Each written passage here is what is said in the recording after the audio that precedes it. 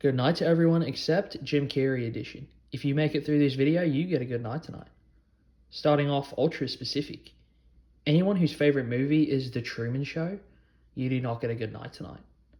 Anyone who is Jim Carrey's height, which is 6 foot 2 inches, you do not get a good night tonight. Anyone who searches my Jim Carrey movie and gets The Mask, you do not get a good night tonight. Very specific. Anyone whose favorite movie is Sonic the Hedgehog 2, you do not get a good night tonight. The first or the third is acceptable. Anyone who thinks he was bad in Eternal Sunshine, you do not get a good night tonight. Anyone who has a Jim Carrey poster, you do not get a good night tonight. Please follow, it really helps out. Thanks, guys. General. Anyone who started watching Jim Carrey in the 80s, you do not get a good night tonight. If the third person that pops up when you tap share has a Jim Carrey profile picture, you do not get a good night tonight. Broad.